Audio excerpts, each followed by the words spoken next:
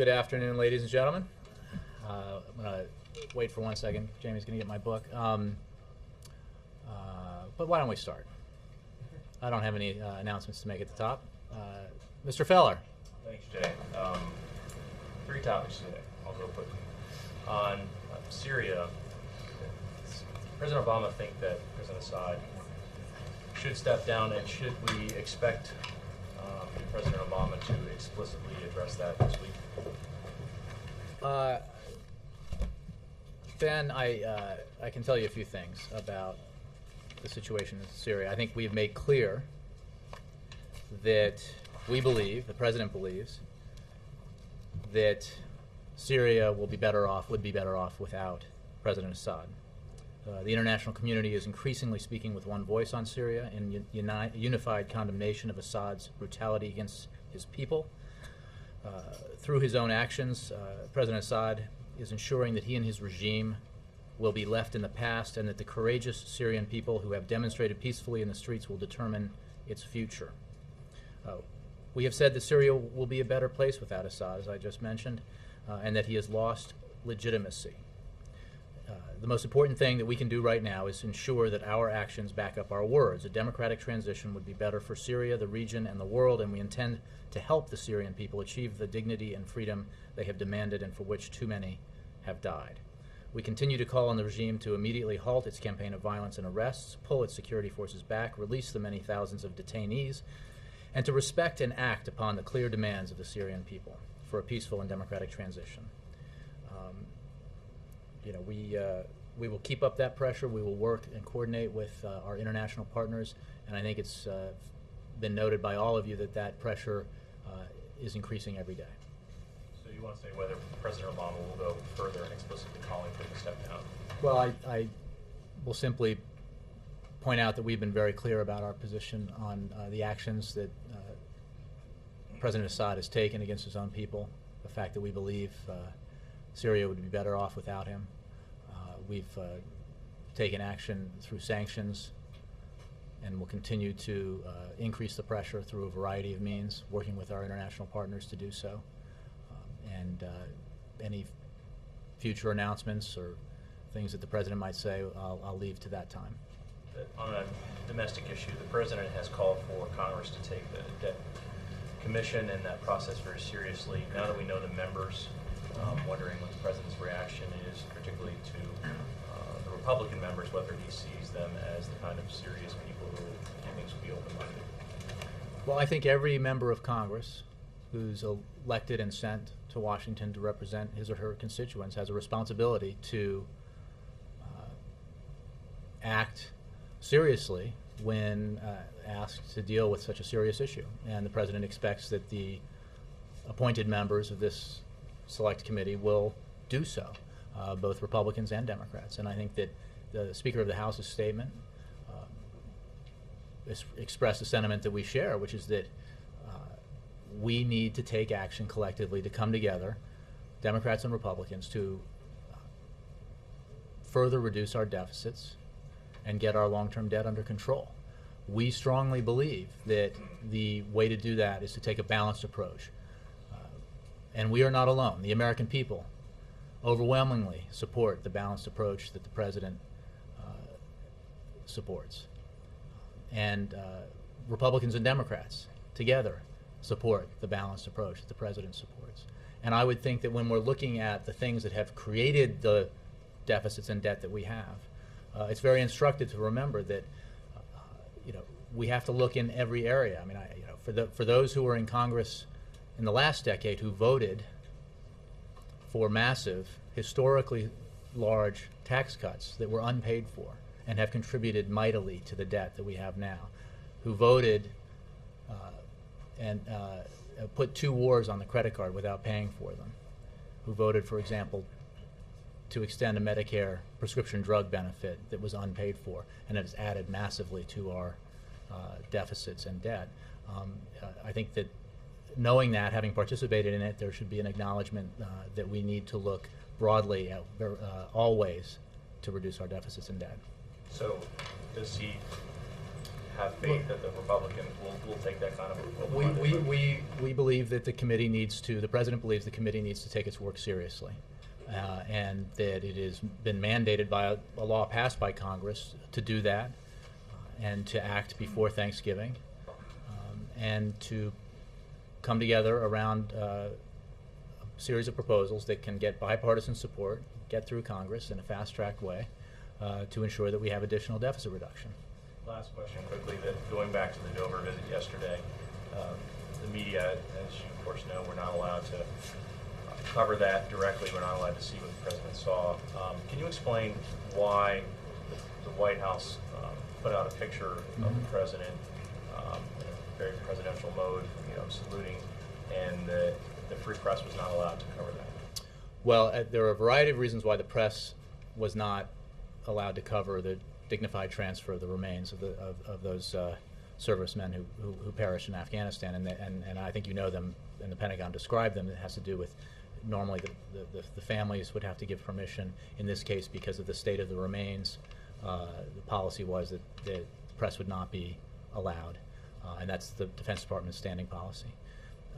The reason why we were able to release a photo is it was carefully done so that none of the transfer cases that contained remains were in the picture. It's also the case that because of the units that were involved, there were members of classified units whose identities cannot be revealed publicly, who were in the ceremony, and it has to be, they cannot be shown in a photograph. So we are able to put those restrictions and control the White House photographer, so that the photograph that we release does not cause any of those problems. And obviously we couldn't, for the variety of reasons, bring in the press for the ceremony itself. Yes? As you know, U.S. and global stock markets are taking another serious hit today, and this time it's been tied to French investor concerns about French banks' exposure to European debt problems. Has the President spoken to, or will he be speaking to, either President Sarkozy or other European leaders to get some reassurance that they've got this in hand? The President has, as you know, spoken in recent days with a number of European leaders, with Chancellor Merkel, President Sarkozy, Prime Minister Berlusconi, President Zapatero. He has also this morning spoken with Prime Minister Cameron, and is in a regular consultation with European leaders on these matters. Secretary Geithner is in regular consultation with his counterparts in Europe. So we obviously are monitoring these events very closely, and we continue to believe that the Europeans have the capacity to deal with this problem, and encourage them to continue to take actions that deal with it.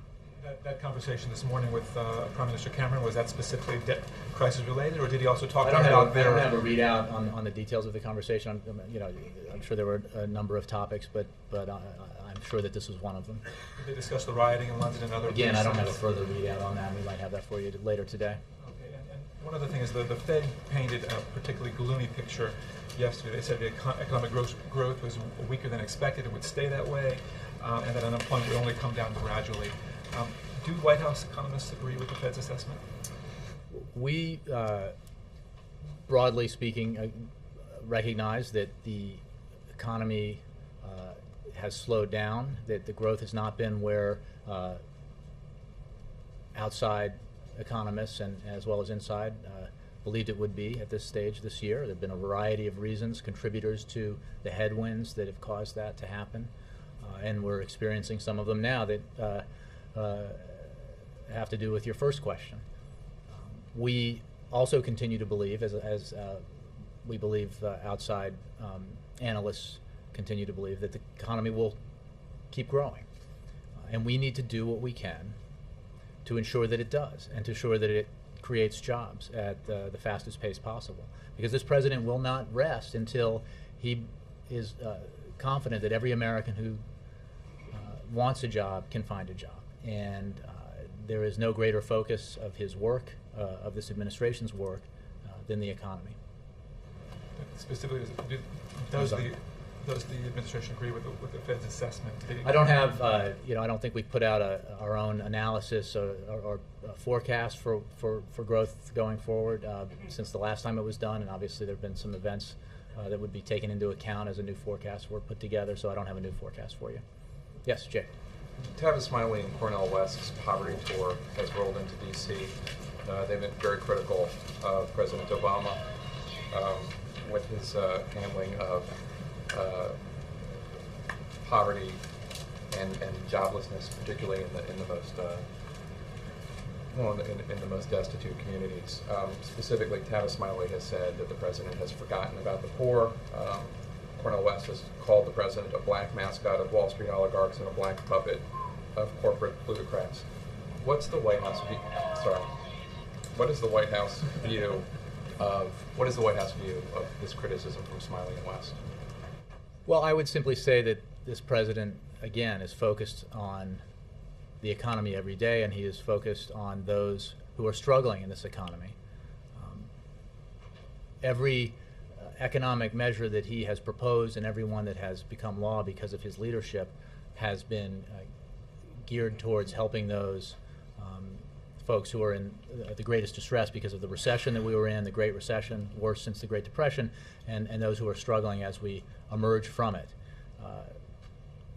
His focus on the most vulnerable communities was evident when he negotiated with congressional leaders late last year on the tax cut extension deal by insisting that in addition to the payroll tax cut that he insisted be in it, so that every working American family would have on average an extra $1,000 this year, he insisted on an extension of the earned income tax credit, an extension of the child tax credit, which disproportionately helps those who are disproportionately in need.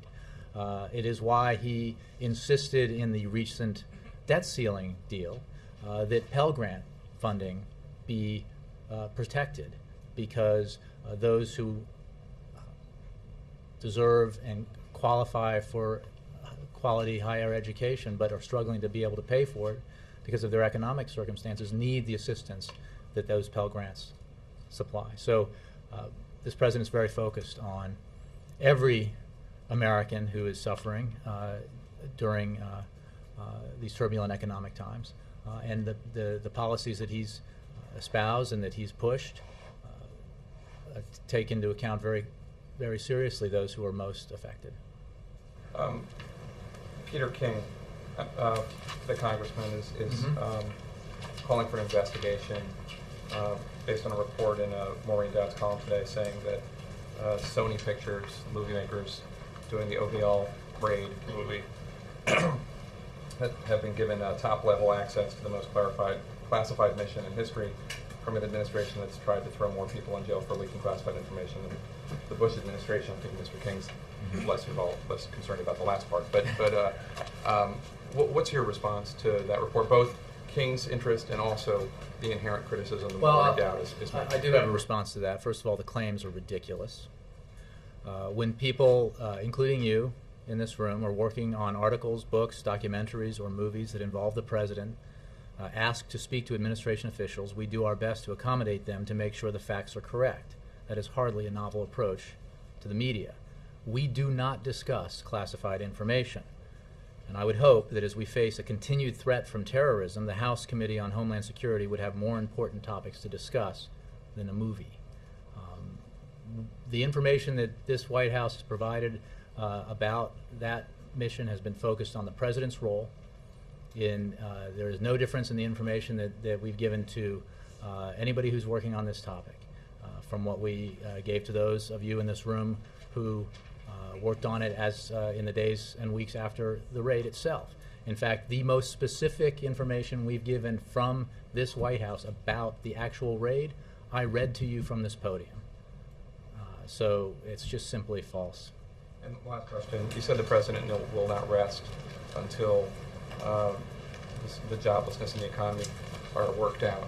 But the president is obviously going on a vacation, and I'm wondering, is there any concern about, I understand it takes two to tango and you need the Congress to be in Washington. We went over that the other day about whether or not you guys should call Congress to come back. But is there any concern about the impression that the president going to Martha's Vineyard for 9 or 10 days might leave with the American people? And also, if this is such an important issue for Speaker Boehner, for Harry Reid, for President Obama, why the R&R? Well, let me because there's a couple of questions embedded in that. Let me go to acknowledge that yes, the president does plan to travel with his family at the end of August to Martha's Vineyard, as he has in the past, and I don't think Americans out there would begrudge that notion that the president would spend some time with his family. It is also, I think, as anyone who's covered it in the past, either in this administration or others, there's no such thing as a presidential vacation. The presidency travels with you. He will be in constant communication and get regular briefings from his national security team as well as his economic team. And he will, of course, be fully capable, if necessary, of traveling back if that were required. It's not very far. The broader issue is that this president is doing what the American people expect presidents to do in circumstances like this, whether the markets are up or down, whether there's volatility or relative stability. This president's focused every day on the economy, and let's talk about what the American people and Republicans and Democrats expect their presidents to do. They expect their presidents to consult with policymakers in circumstances like this. This president is doing that regularly, both on his own team. I can tell you that later this afternoon he has a meeting with Chairman Bernanke, for example, as he does on a regular basis to discuss the economy. He consults in a situation where the volatility we're seeing in the markets and it has to do with a global economic situation and specifically with Europe. He consults with international leaders. As I just mentioned, in recent days he has spoken with the Chancellor of Germany, the Prime Minister of Great Britain, the President of France, President of Spain, the Prime Minister of Italy, and he will continue to do that. He meets with business leaders. Later this week he will have another meeting, one of a series he's been having with CEOs, business leaders, to discuss the economy. And then he will also, they expect their president to travel and meet with folks who are actually engaged in the economy, in their communities. Tomorrow he'll go to Holland, Michigan to highlight something very positive in the economy, which is the investments that, with our assistance, this country is making in the clean energy industries that have led to advances in the advanced battery market, which is an important segment of an important area of the economy for the future.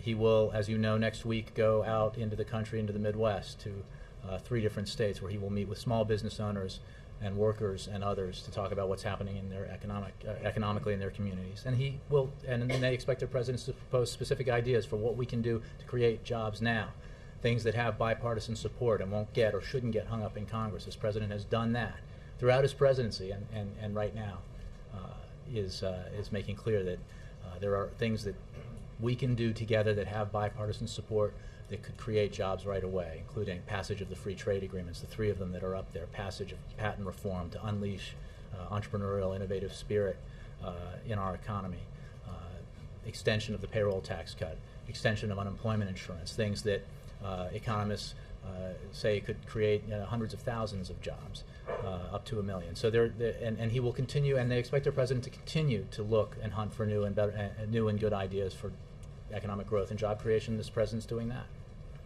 Just a quick follow-up. Yes, Nora. Jay, the president mentioned that he was going to make recommendations to the super committee. Has he made those yet? No, I mean he has not. I can assure you that he will. But as you know, the committee hasn't formed yet. In fact, not all the members have even been named, although we're getting there.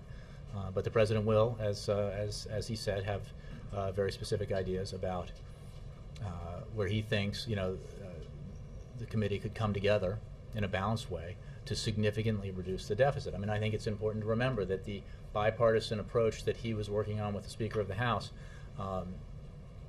I think the Speaker or somebody else, I think the Speaker mentioned that had the House passed budget become law, that it would have solved the S&P's call for $4 trillion in deficit reduction.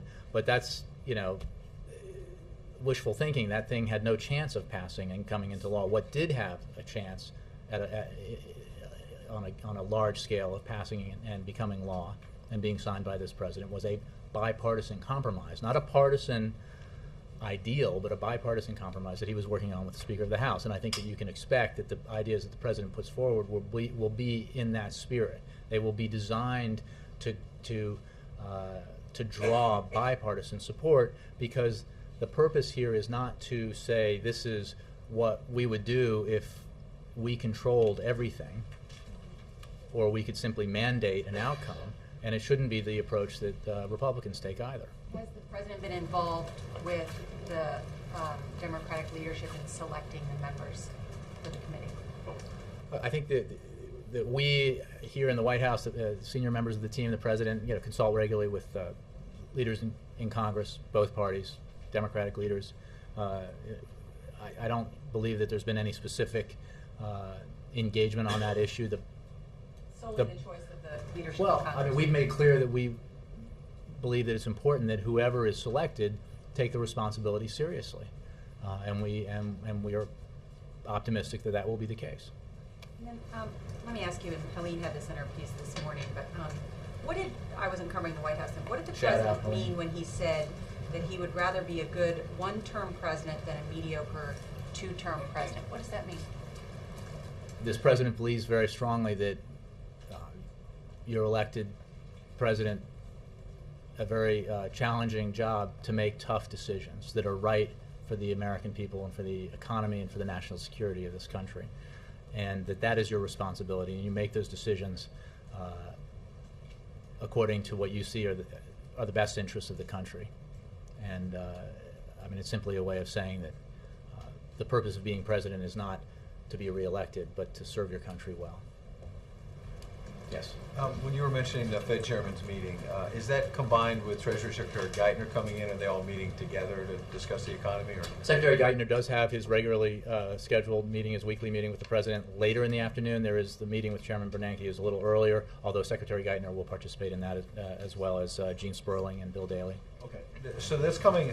Senator Rand Paul, a Republican, is out saying he wants to have a no confidence vote in the Senate on Secretary Geithner's leadership. What's the White House response to that, since the president said he wants him to stay on? There are some Republicans who say this is a time for a change. This is a time for, after all that's happened, a clean break. Well, the president has great confidence in Secretary Geithner's substantial capabilities, and is glad that the secretary is staying on at Treasury. I think that a statement like that, doesn't really amount to much, because obviously they'd like a different president to be in office. In fact, the leader of the Republicans in the Senate said that was their number one objective, right? So the idea that they want members of his team to go shouldn't be all that shocking.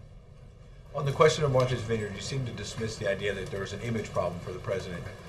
But I've noticed the last couple of days a lot of liberal columnists are starting to come out. I'm sure you've seen Richard Cohen was in the Washington Post yesterday saying that as the stock market was dropping heavily last week, he said that his quote was the president was whooping it up at his birthday party, and the juxtaposition seemed appropriate. He does not seem to care. That's Richard Cohen's words. Mm-hmm. Maureen Dowd this morning was hitting the president for not coming home from Camp David this weekend to deal both with the downgrade and with the soldiers being so tragically killed. And she said that he, quote, tacked on his condolences for the soldiers' families to his economic pep talk, and what had to be one of the most inept. Yeah, I read the paper. Okay, so you read the paper, okay. Question is this just liberal carping, or do you think there's constructive criticism and adjustments the president can make here to respond to some of that? It is the nature of the job that criticism comes in. I think that has been true for any president who's ever held the office, including from the left and the right and the center. We don't spend a lot of time focusing on that, because if you did, you'd spend all your time focusing on it.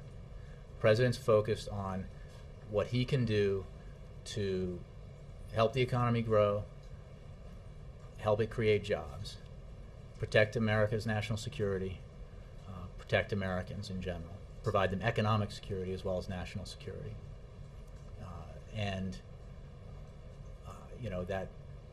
again, I would just say that criticism is part of it comes with the deal. Okay, last one on this. Your narrative on Sunday on the shows, and then Monday here at the podium, was that this was a Tea Party downgrade. But my question is that the liberal columnists seem to not be jumping on that. Instead, they're saying there's a leadership problem here. And it's not just that they might disagree with the Tea Party on individual issues, but they're saying there's a leadership problem and that it needs to be dealt with here. And I would just repeat what I said, which is that criticism comes in from different quarters, different times.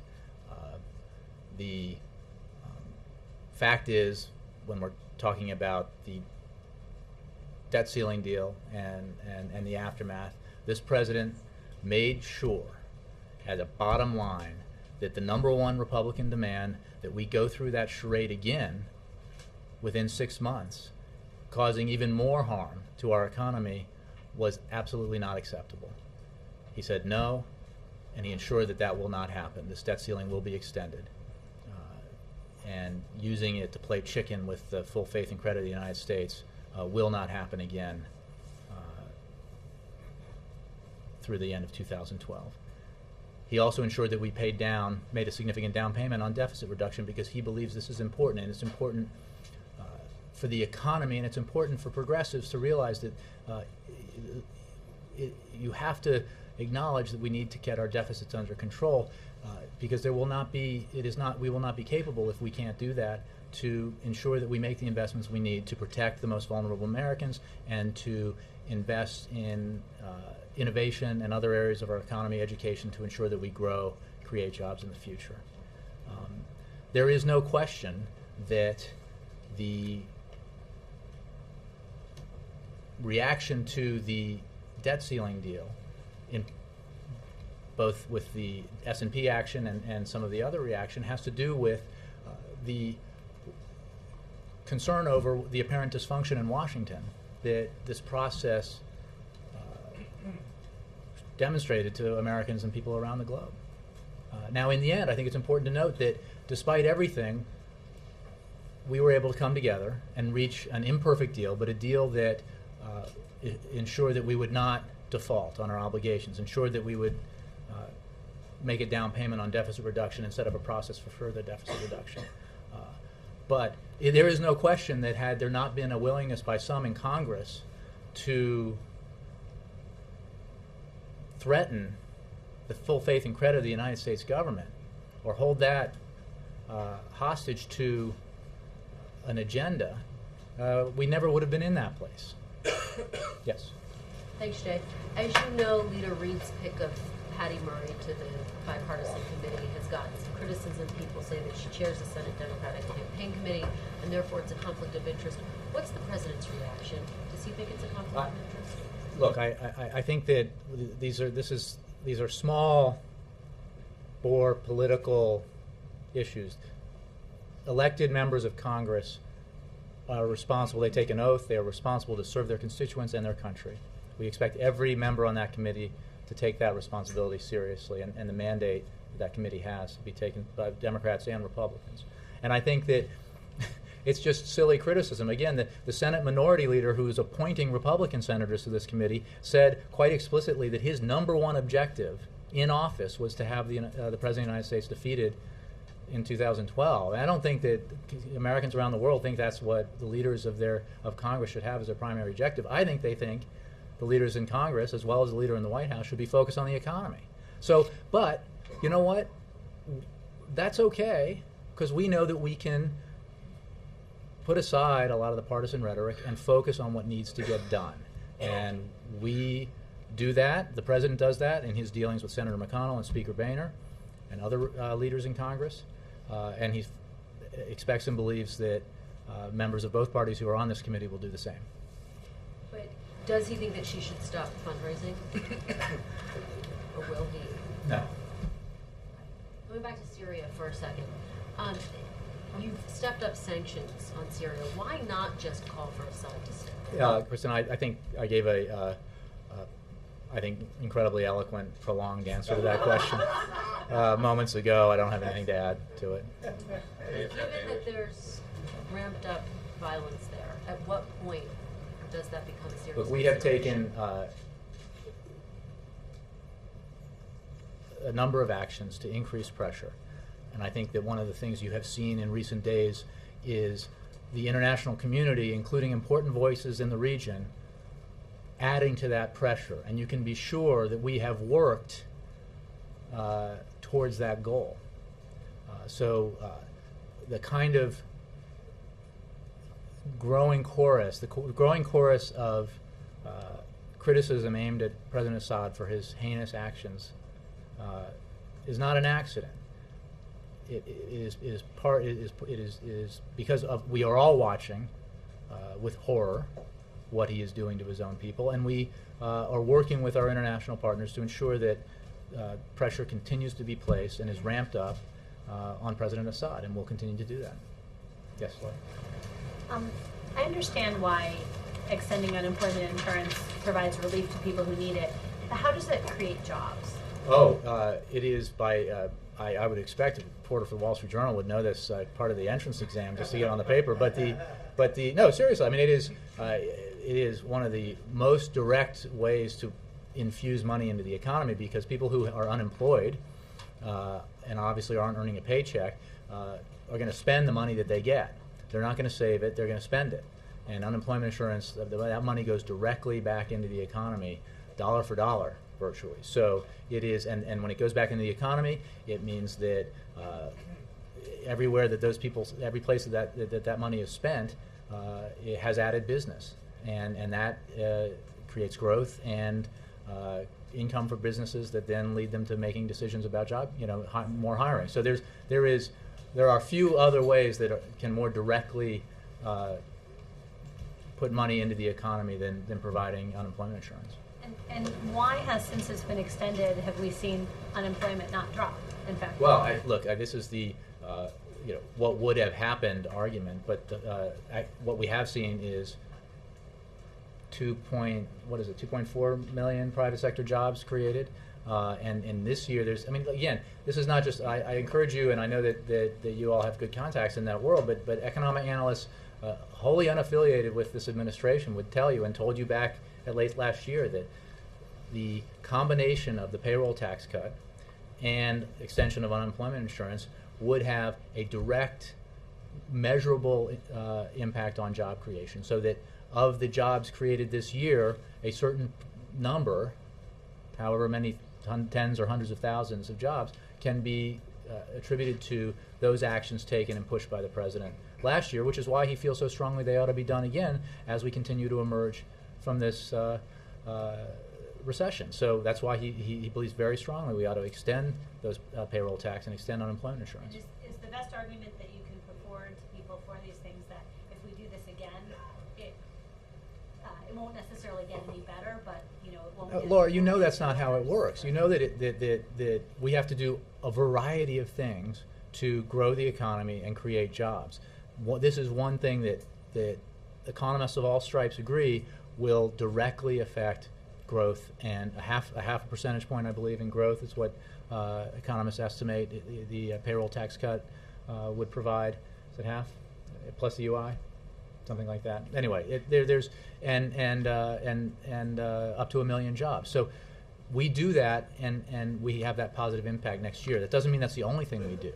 And obviously there are other economic factors that, as we've seen this past year, that some which we can control and some we can't. I mean, we cannot estimate what a natural disaster that might happen next year, what impact it might have on the global economy, but we can take action that does have a direct impact. One question? Sure. Just one. Thank you very much. NBC's Mary Ann Ahern reported that Mayor Emanuel, quote, positioned himself inches from my face and pointed his finger directly at my head and asked, how dare I ask where his children would go to school? My question, is the president regretful about his former close aide's treatment of this lady, or doesn't he care about it? I haven't heard him discuss it, so I don't have What do you think? What do you think? I think that's I'm sure this has been amply covered by the Chicago press, but I don't have a personal opinion about it. Yes. Thanks, Jerry. The CEO's meeting with the president, that's on Friday, right? Correct. Can you tell us a little bit more detail about what's No, we'll have more details. We don't have those for you yet, but I just wanted to, as part of what I was discussing at the time, mention that that's going to happen on Friday. Can I go back to the Bernanke and Geithner meetings today? Did I understand you to say that the Bernanke meeting is part of a regular series of meetings between the president and Bernanke? Yes. How many times in the last I can year, get that you know? for you. Okay. It's several. And what's the thinking in doing it separately? Geithner will be in the Bernanke meeting, and then there'll be a separate Geithner meeting. What's the difference? Secretary Geithner meeting is a weekly meeting. I think it was scheduled for yesterday. The president had to go to, or wanted very much to go to Dover to receive the remains of our fallen servicemen yesterday, so that was just rescheduled for today, and therefore happened to coincide, be on the same day as the meeting he has with Chairman Bernanke, but they are separate meetings. Can you give us any sense, in terms of the regular meetings between the president and Bernanke, of kind of, what the point is or what gets done? They discuss the economy. They discuss the global economy. Obviously, the Fed is an independent body that takes independent actions, so they speak broadly about the economy. And about how often do they try to do it? Again, I'll have to get to you on the number of meetings they've had. Thanks, Jay. All right. The president's going to be in New York tomorrow night, and I wonder whether he'll have a message specific to Wall Street leaders about the turmoil in the markets this week. I don't have a preview for his remarks tomorrow. Again, I would just say that we don't. The president's focus is not on the daily ups and downs of the market, which can be substantial down and can be substantial up, and the focus is on what we can do to grow the economy and create jobs. What he can do, and what he can do working with Congress to grow the economy and create jobs, and I'm sure that's broadly going to be the focus of any remarks he makes about the economy. Also, can you explain why the trip to Dover was kept secret until he landed? It's a good question. I can tell you that it was something that we were advised to do, and I refer you to the Secret Service for issues about presidential security. But it was security related, not about the narrative communications. That's correct. Just related to that question, can you just say publicly when you guys knew that the president would be going to Dover? Like around what time? Well, I know the president very quickly said he wanted to go internally after we learned of the events in Afghanistan and the loss of life, and then it was just a matter of finding out when the remains would be brought back. But we knew for a while that that the president was going to go or wanted to go and was going to try to go. And then just the Secret Service advised that you could not make that public until he actually. Again, I don't want to get into this from the podium about it, but I can assure you that it does not have to do with. I mean, the president was very proud and to go on the Marine One flying back. Somebody on the helicopter said somebody who was in the service, in the military service, thanked the president for making the trip, and he looked up and said, "It was my honor to talk to those families. I can think of nothing better to have done today." So it was for anybody who was there. Well, obviously, I guess that would be me, but in this room. But it was an incredibly powerful experience, and the courage and sacrifice that the families demonstrated was really remarkable. Yes. Jay, around the country, there really seems to be a feeling that there's a need for urgency to get something going to get the economy back on track. Given that, can you give us any kind of specific timetable on when the president might be coming up with these ideas that he talked about, or is it the plan to just wait until Congress has an epiphany and sees their ways? You can be assured, I'll go back to what I said before, that this president is working every day on his top priority, which is the American economy.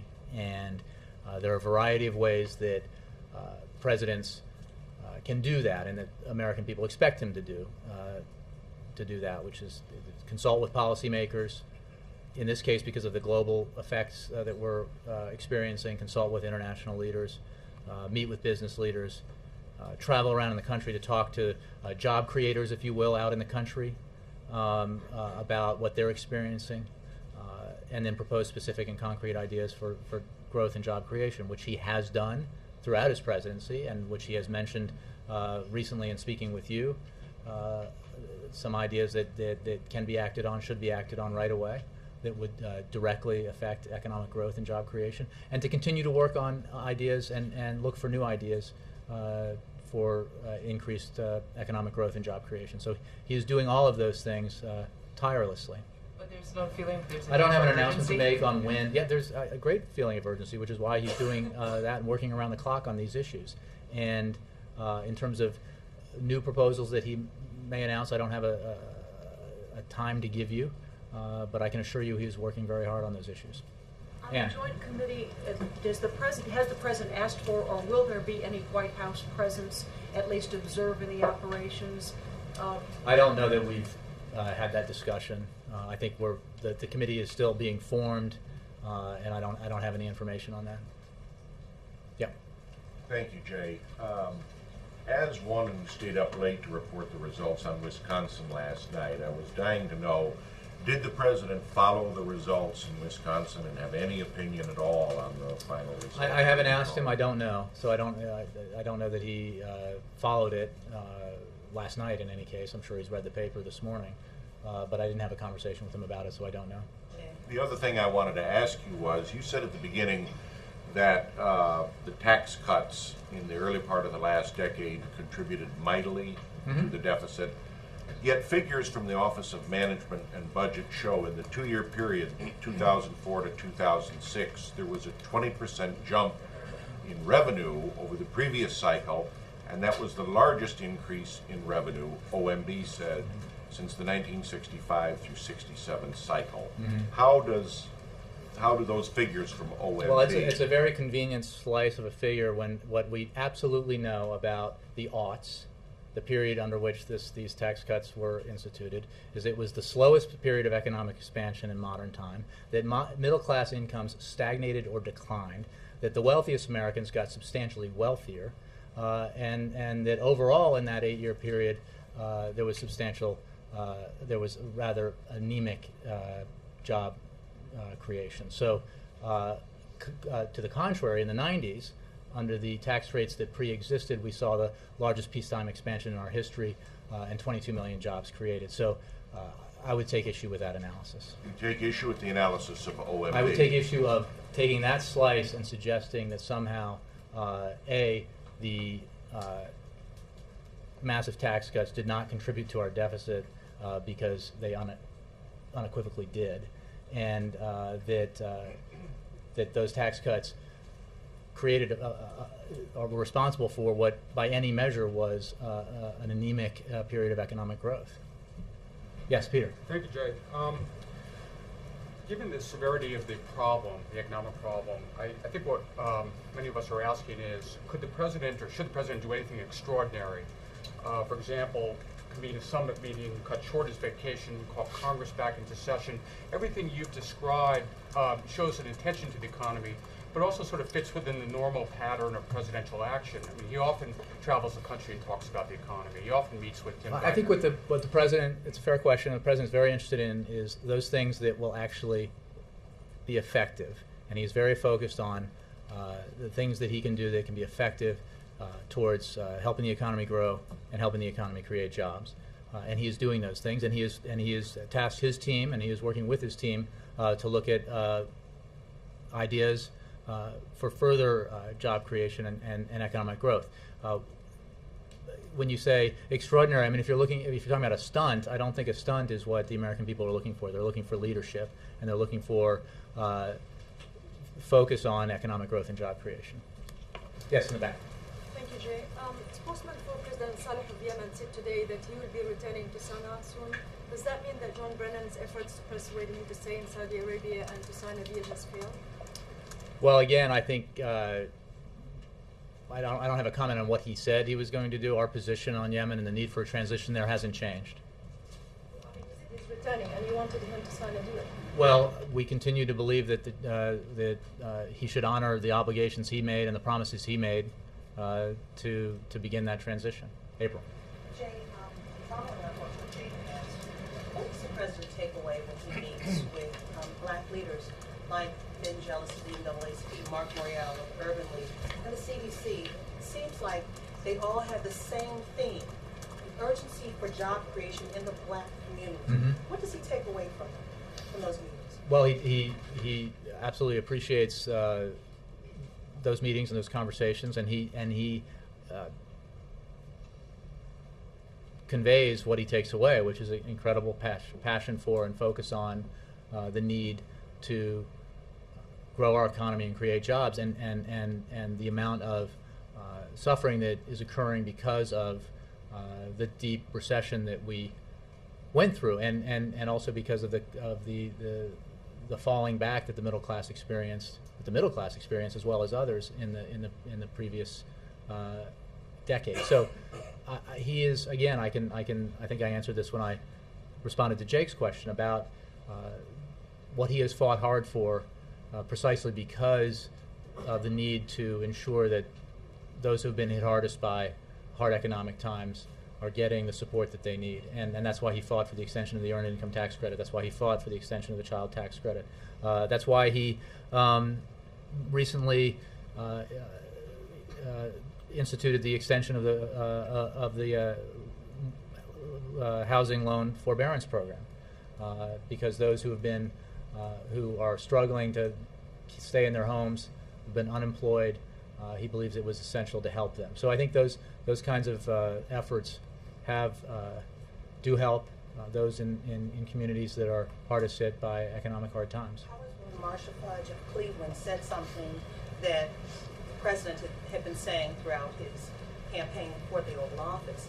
She said that the CDC's job fairs, the traveling job fairs, were basically a sign of hope for the Black community.